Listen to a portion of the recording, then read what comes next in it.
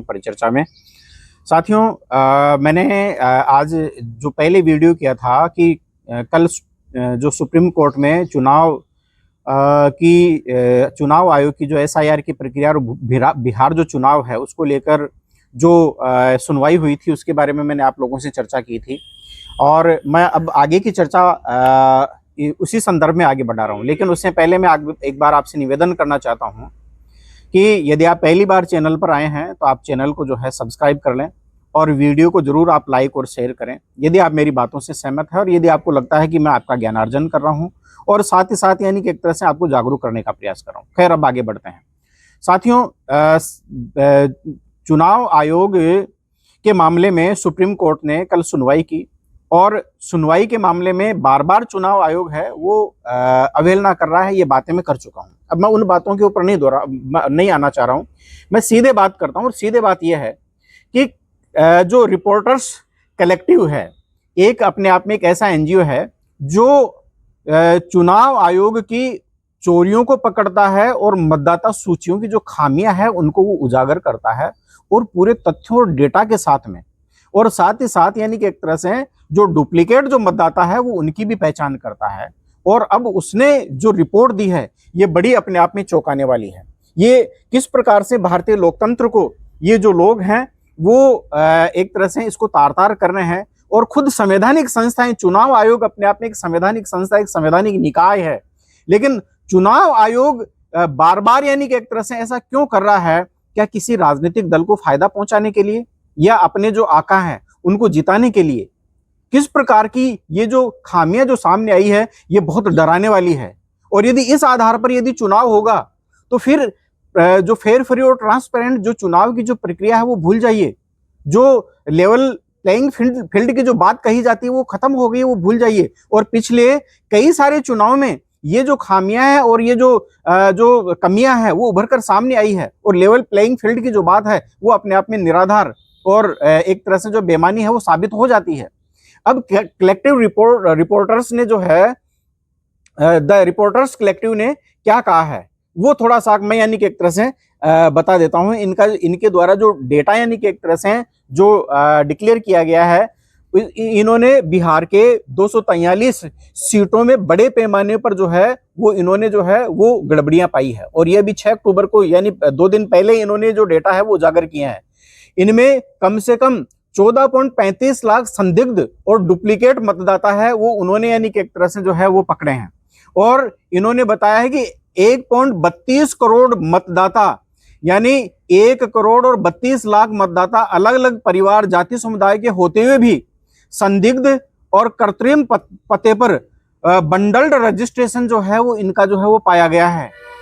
अगली बात इनके द्वारा जो कही गई है वो क्या कही गई है कि सिर्फ 3 विधानसभा क्षेत्रों में 80,000 मतदाता गलत और नकली पते पर बंडल करके रजिस्टर्ड एसआईआर शुद्धिकरण का दावा दिखा दिया, लेकिन यह भी अपने आप में गलत है। और ये जो है 17 अगस्त का जो है इन्होंने यानी कि एक तरह से हवाला है वो दिया है।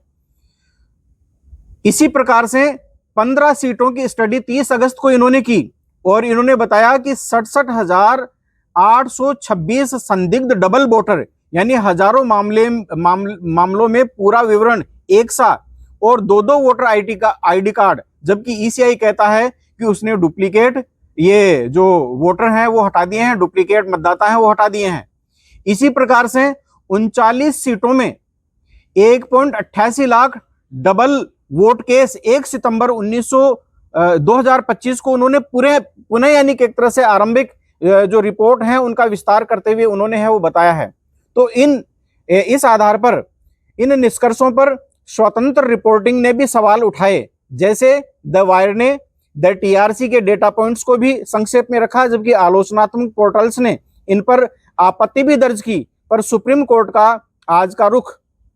यानी जो कल की जो सुनवाई हुई है अधिक पारदर्शिता और स्पष्टीकरण की मांग को बल इसी आधार पर यानी कि एक तरह से देता है। यानी समग्र जो तस्वीर है वो क्या है, इसको किस प्रकार से समझ सकते हैं, थोड़ा सा उसके ऊपर चर्चा कर लेते हैं। एसआईआर के बाद शुद्ध मतदाता सूची का दावा विवादों और डेटा अनिश्चितताओं में फंसा है। सुप्रीम कोर्ट ने केंद्रीय प्रश्न उठाया, हटाए गए बनाम जोड़े गए नामों की साफ ट्रेसेबिलिटी कहाँ है, ये जो है वो सवाल है चुनाव आयोग से सुप्रीम कोर्ट ने किया है। टीआरसी के डेटा अन्वेषण दो संभावनाओं की ओर इशारा करते हैं, डिलीशन और डुप्लीकेट पहचान में प्रक्रियागत खामियां और पते परिवार क्लस्टरिंग जैसी संरचनात्मक गलतियां जो मतदाता अधिकार पर असर डाल सकती है। तो एमसीसी लागू होने के बाद में समयबद्ध डेटा डिस्क्लोजर वो ऑडिट ट्रेल अहम होगा ताकि मतदाता सूची पर जन आस्था बनी रहे।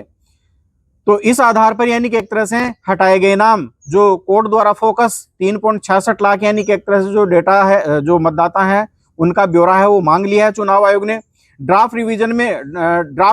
और जो रिवीजन में कुल डिलीशन जो 65 लाख ने घटकर अब 47 लाख जो ईसीआई ने यानी कि एक तरह से दावा किया है, उसके ऊपर कोर्ट ने जो स्पष्टीकरण मांग लिया है और इस संदर्भ में जो है कोर्ट को निर्देश भी दिया है। साथ ही एसआईआर के बाद जोड़े गए 21 लाख नए बनाम